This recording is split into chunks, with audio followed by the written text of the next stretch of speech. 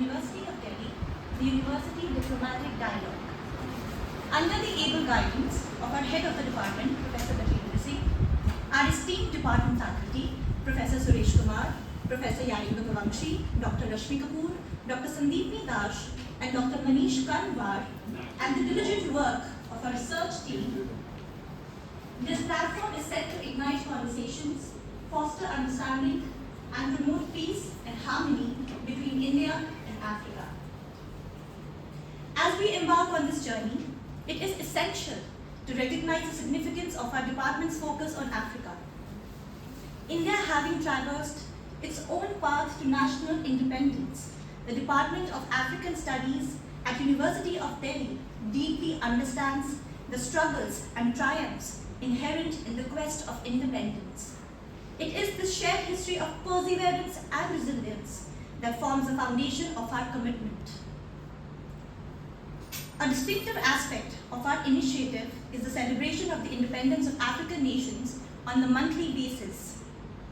This serves as an impactful reminder for the world to acknowledge the arduous journeys undertaken by African nations to reclaim their freedom. We have already commemorated the Independence Days of Senegal, Zimbabwe, Togo, and Sierra Leone this month, honoring the journeys that led to their freedom. And so today, we proudly honor South Africa's independence. Our attention to the dynamic and multifaceted relationship between South Africa and India. Through the University Diplomatic Dialogue, we have the opportunity to cultivate a community of motivators, dreamers, and doers. Each interaction holds the potential to spark new ideas, foster empathy, and build bridges across continents. Let us approach every conversation with an open heart and a hopeful spirit, for in our collective exchange, we find the fuel to drive us forward towards a brighter tomorrow. I kindly request Professor Suresh Kumar to felicitate His Excellency Charles Cedric Crowley, and humbly ask Dr. Rashmi Kapoor to felicitate Ambassador Virendra Gupta. We also welcome Mr. Peter Mahafa and Mr. Khatuchelo Thagwana to our event.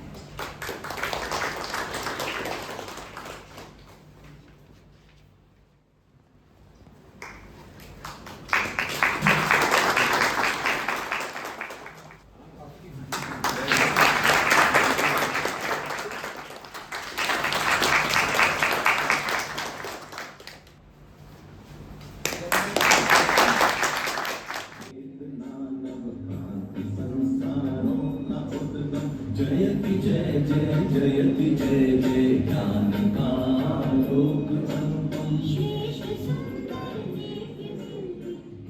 Community.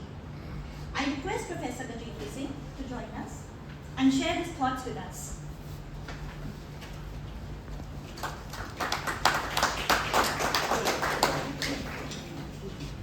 Good afternoon to all of you.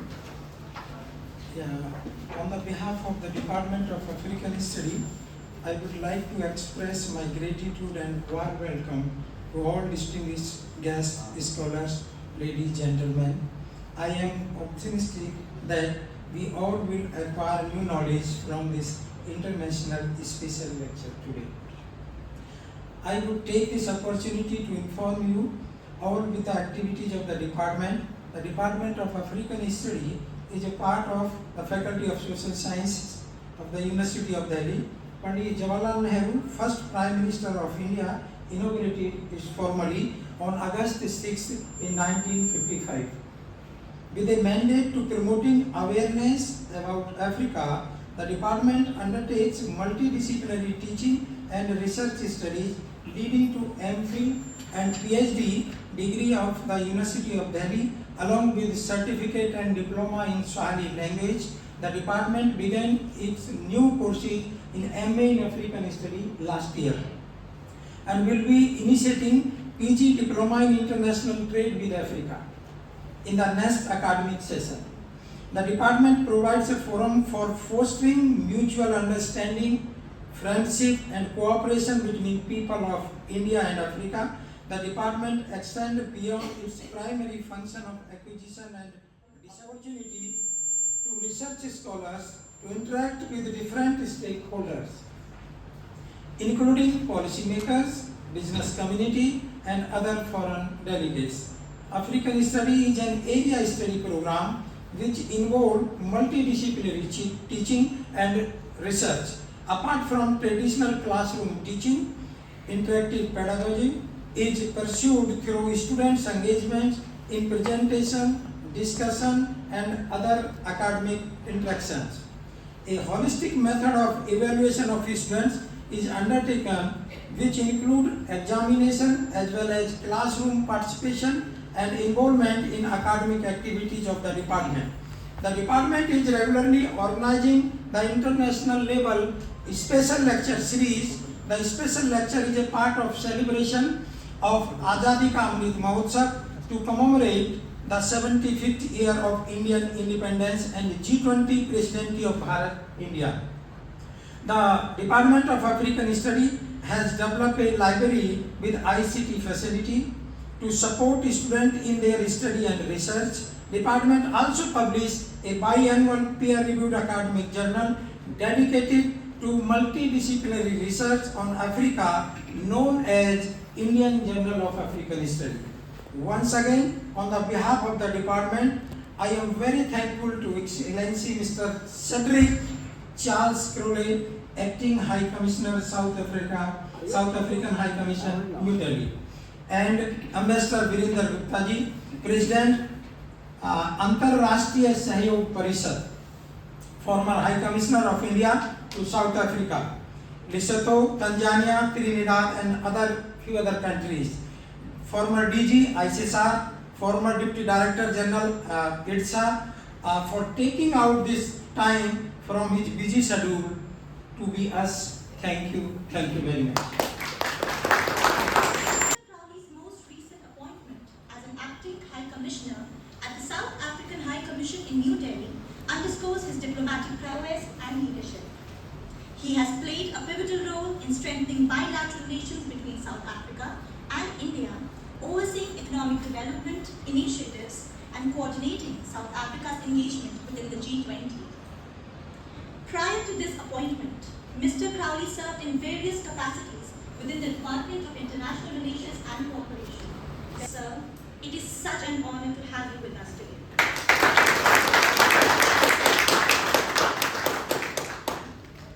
Ambassador Virendra Gupta, bringing with him a wealth of experience, having served as a diplomat for 37 years with the Indian Foreign Service. Ambassador Gupta's expertise extends beyond diplomacy. He has served as the Deputy Director General of India's largest security studies think tank, the Institute for Defence Studies and Analysis, and as the Director General of the Indian Council for Cultural Relations. As the President of the esteemed NGO and the Rashtriya Sahyog Parishad, Ambassador Gupta is particularly focused on matters concerning the Indian diaspora and neighborhood issues. His commitment to fostering cooperation and understanding in these areas is commendable. Ambassador Gupta is also a prolific author and editor, having edited several notable books such as Pakistan Occupied Kashmir, Untold Story, India's Neighborhood, Challenges Ahead, and Energy Security, Asia-Pacific Perspectives. His contributions to various publications included the recent publication, The Modi Doctrine, New Paradigm in India's Foreign Policy. Further higher, thank you for gracing us with your presence.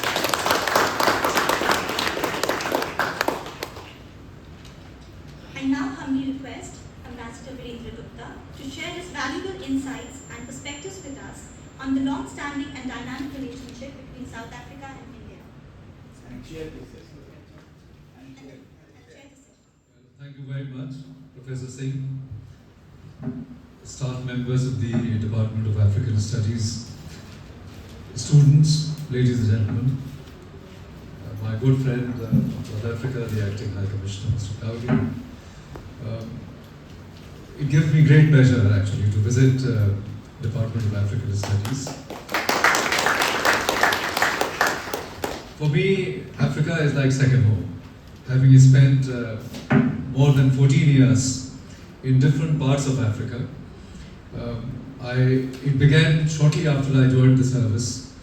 I was posted to Nigeria, the most populous country. Then many years later, I was posted as Deputy Chief of Mission in Egypt, the other part of Africa, which is probably some people don't even regard as part of Africa, except that it is part of the African continent. And then I served in Tanzania and ended up my career. I think it was a good conclusion to career, and I can tell you that I really enjoyed my various stints in Africa. I think Africa is very, very special for us, and I don't want to preempt what Mr. Crowley is going to tell us. I can only share my own perspective. That there is now everybody talks about dollars and cents.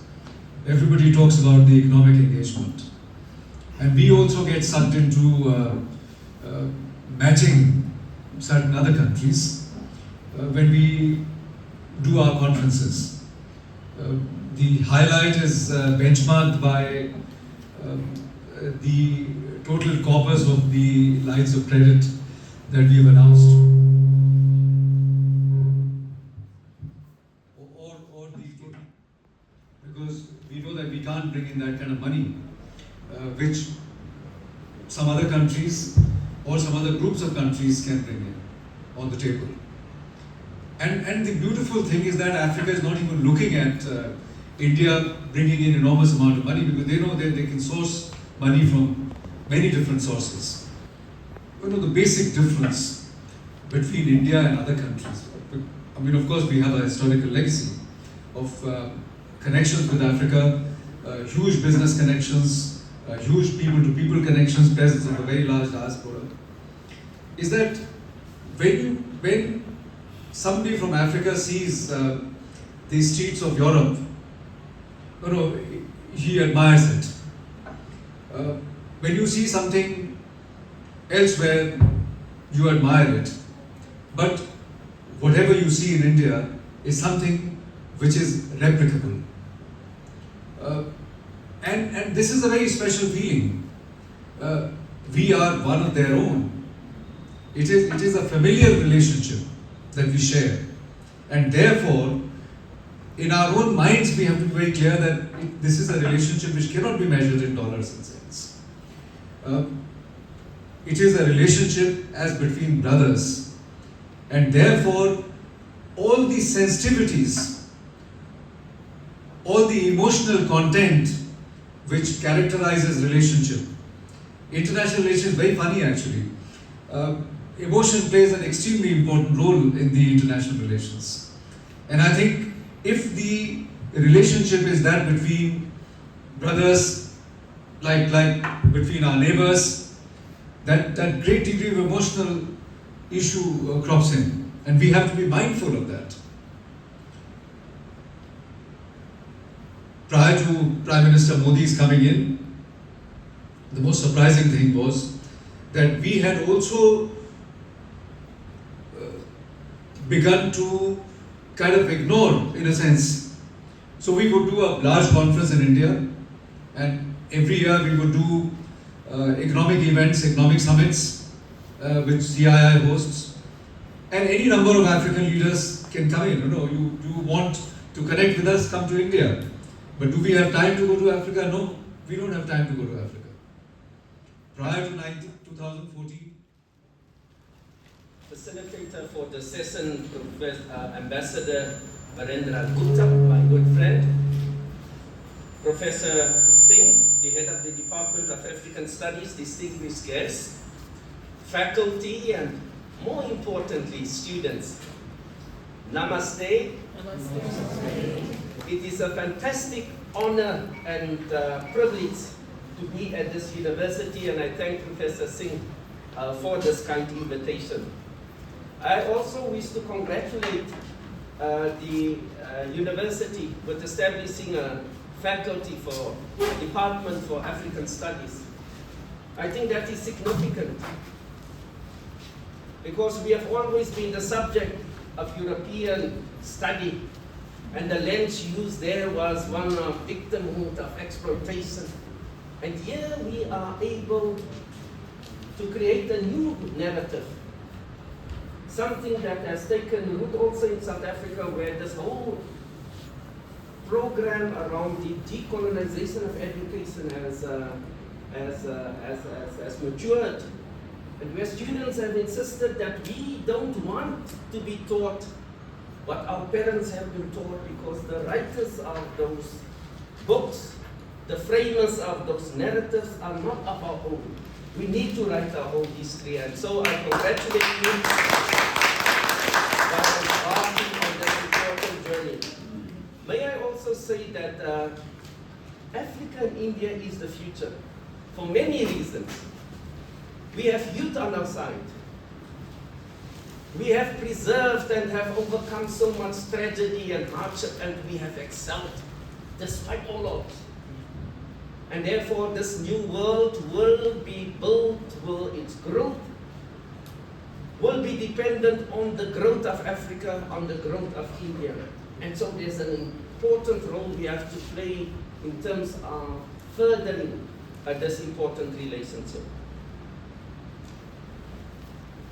Professor Gupta spoke so well about our president and the role he has played.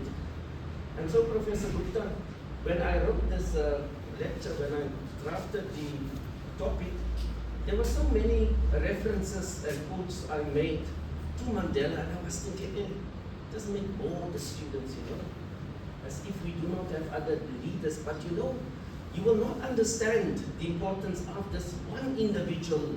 And so we are so blessed that at the right time he came and he was able to give us that direction. And as Ambassador Gupta indicated,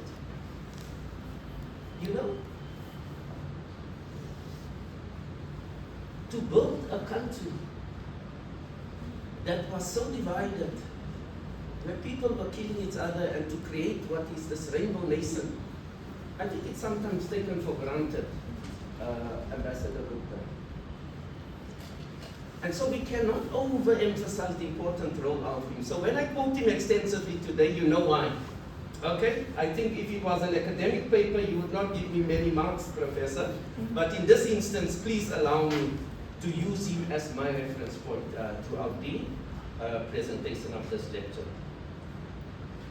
Ambassador Gupta also rightly said that this relationship between India, Africa, India, South Africa cannot be measured in rands and cents. It's much more.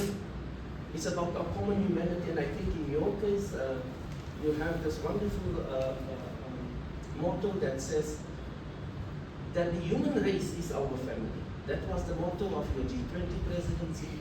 In our foreign policy, in our society, the concept of Ubuntu, which means I am because of you, is a similar concept that says that our well-being is interconnected, and I cannot develop if you don't develop. So what India sees for herself, what South Africa sees for herself, is what we want the global South and indeed the globe to achieve, whether it's in development, eradication of poverty, creating of peaceful societies, the protection of human rights. And human rights broadly defined, not only in terms of social and political rights, but also the economic dimension thereof, which is sometimes underemphasized by those in the global north. So with the time at my disposal, the moderator did not indicate any specific time, so can I take 15 minutes of your means to develop, other than indicators like GDP and etc. And so we are still one of the most unequal societies in the world. The Gini coefficient, I know, is right up there. And perhaps we were naive, Ambassador Gupta, when we thought that the discrimination, the centuries of discrimination, would be eradicated in a very short time. So that is still a work in progress. And it is up to government, but more importantly also the business community, to ensure that we grow the economy, but that we grow it inclusively. Because that has always been the challenge with some of our growth, is that we have economic growth, but it doesn't trickle down to the very populations that are marginalized, exploited, and excluded.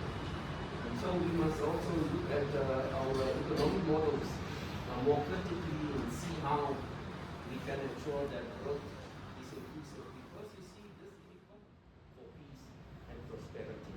Not only at the bilateral level, but indeed at the multilateral level, be it in peacekeeping, be it in the G20, be it in the WTO, be it in the UN, be it in the IMF and World Bank, where we are seeking to address the challenges of underdevelopment, of marginalization and underrepresentation. Both Gandhiji and Mandela wanted to see a world free of racial discrimination. But it was the grinding poverty experienced by millions of people in the global south that pained them most. If you have any questions, can you raise your hand, and Ruchi will invite you one by one to speak. Yeah, go ahead. My name is Cedric Charles. I'm postgraduate in political science and at present I'm pursuing my second master's in this literature. My question is that as the xenophobic attitude or xenophobia is seeping into many European countries, is there any such or similar events in South Africa? If it exists there, then what are the ways to tackle those issues for the sake of promoting more peaceful relationship between India and South Africa?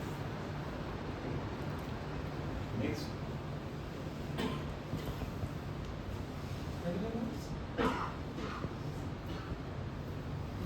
Hello sir, my name is Ms. Khanna and I'm a PhD research scholar at this department, and I'm currently researching on digitalization of public diplomacy, and I'm trying to look at India and South Africa. So my question is for you, and you've had a very long, illustrious career as a diplomat. So from your own personal point of view, how do you think digitalization and the use of social media has transformed your own role of a diplomat? And if you think there are any positives or negatives to that? Thank you.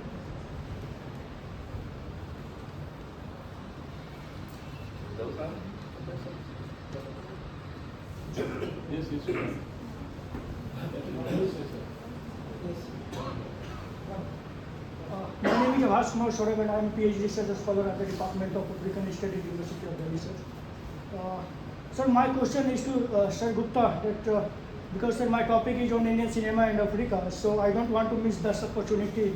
That I'm just asking to you that you have served as a diplomat in South Africa, sir. Then what Hindi cinema did you see in the main theatre? And my question is to you, according to you, how can Hindi cinema improve South Africa and India relation in future? Thank you.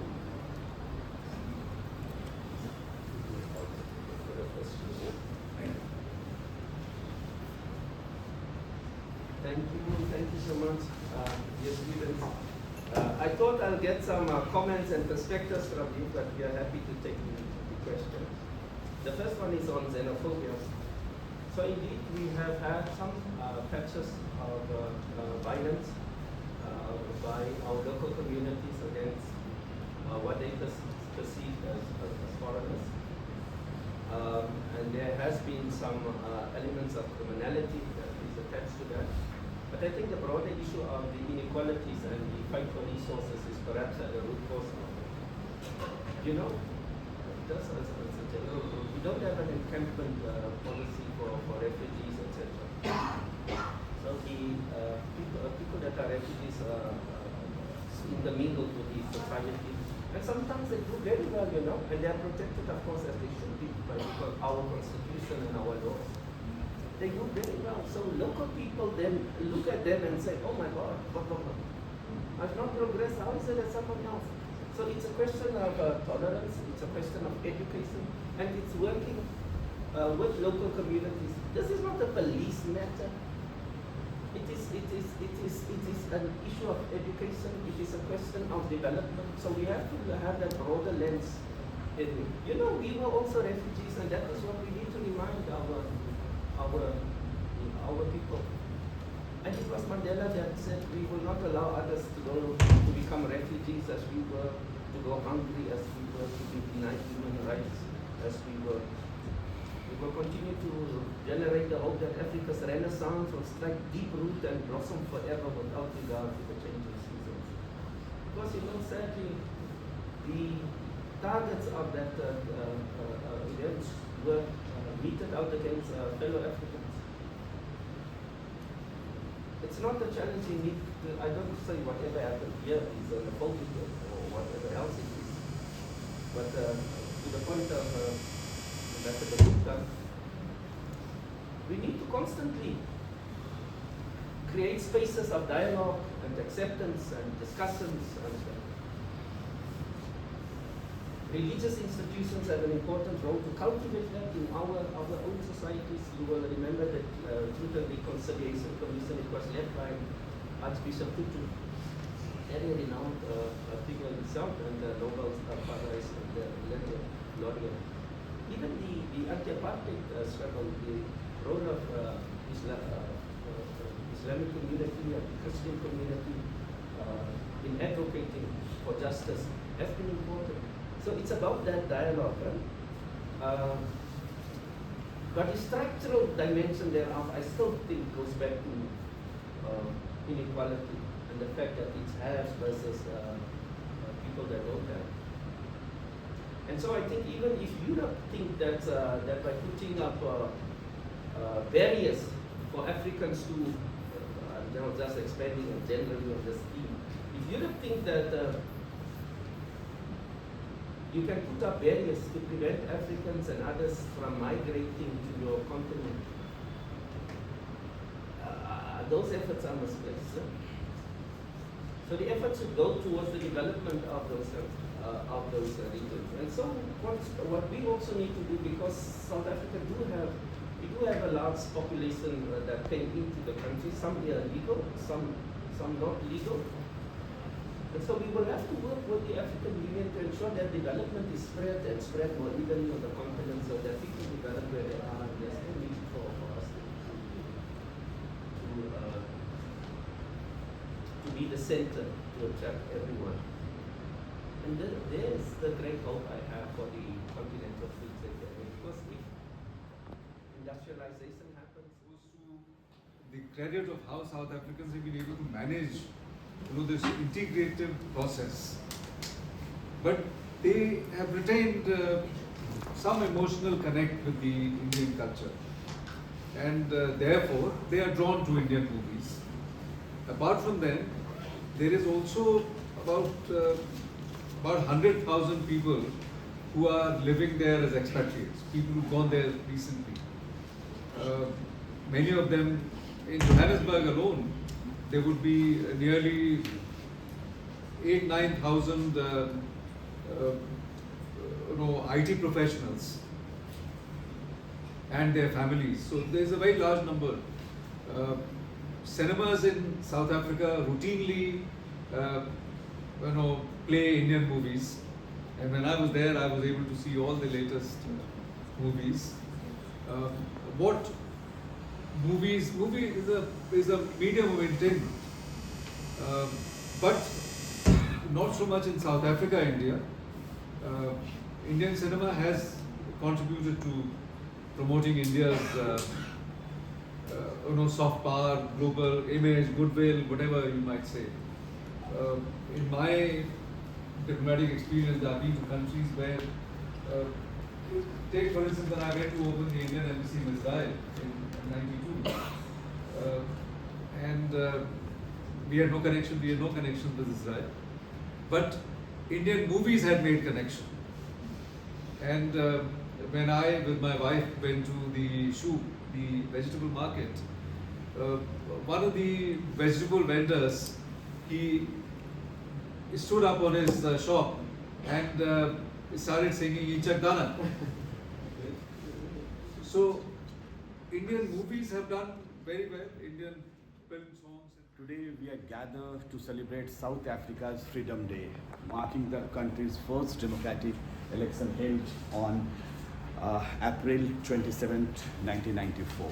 The date signifies the end of apartheid and beginning of a new era. So thank you, sir, for coming and grace this occasion. and Mr. Virendra Gupta sir, also you are coming the first time in the Department of African Studies. We welcome you and definitely will continue interact with this same. So thank you sir for coming. So I'll start with the thanking Mr. Virendra Gupta sir. He had started with line of credit, but mentioning one word which our respected high commission also related to the same thing, goes beyond the dollars and the cents. So started with the historical background and colonial past, and one word, one sentence is very important to understand the international relation. So I'm a student of history, but most of the people are not agree that emotion played a very significant role in international relation, but I do. Because initially international relation dealt with so many other things, but as a history student and a teacher, I mean to say this is the perfect line to start with this occasion. Thank you sir for coming here. And if we talk about the High Commissioner's remark, starting with one of my favorites, decolonization of education and in say decolonization of the mind. That means the Afrocentric approach, how we approach towards the Africa, and our department certainly doing this from last so many years. We decolonize our mind to grace Africa is the mother continent. Thank you sir for coming, and we have since a lot many things, nation of the rainbow state, every human race is our family. So these are the, and you started with the historical background and deep dive into the economic prospects also, and came with the political understanding. Thank you sir for coming and having you in this Department of African Studies. I hope this is the first time you are coming, and definitely will invite you so many in the coming days also. With the two other dignitaries with us, Mr. Professor Peter Mahapa. He's a professor and taught in the university and college in the 10 years, or school in the 10 years, I think so. And so thank you for gracing this occasion. And with Mr. Mahapa, Mr. Khatunga Thawangana. Welcome sir for Department of African Studies, and really it's a nice that we are having you in this premises. In the coming days also, we are going to invite you in the online and offline mode to have the better idea and more idea about the India-Africa relation. But I'm a teacher, so give me 2 more minutes, 120 seconds to elaborate the South Africa and India relation. Obvious, our shared history beginning with Mahatma Gandhi Satyagraha, and sir has rightly pointed out, you gave us a lawyer, we give you a great leader. Thank you sir for giving us a great leader. So our shared history beginning with the Mahatma Gandhi Satyagraha movement and paved the way for today's profound partnership. India was a front runner supporting South Africa's anti-apartheid movement, and this relationship bloomed across multiple spheres. I appreciate the contribution both the nations, from political dialogues to cultural and economic ties. The collaboration through the BRICS, IPSA, as you mentioned earlier, and other forums gives us a joint effort to strengthen global relations. Our economic relation also very thriving.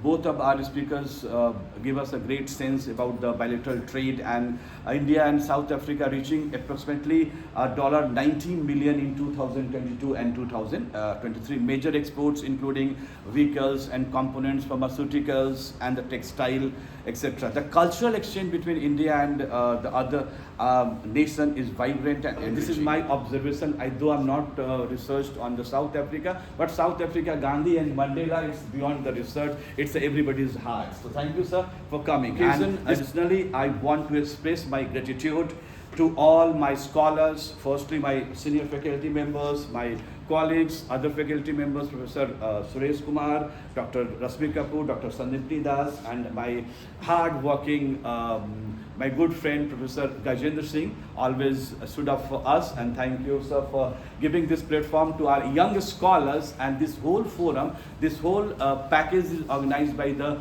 UDD constructed by few of my scholars, research scholars of Department of African Studies, and we are celebrating each and every nation's Nation Day or Independent Day on our department's ground. So this is the initiative, and thank you the UDD team, Aarti, Ruchi, Saurabh, Abhinav, Divya, and Kajal, and other research scholars also. And thank you very much, sir, for giving us. And profound thanks, moderator Ms. Ruchi. I would like to end this wonderful event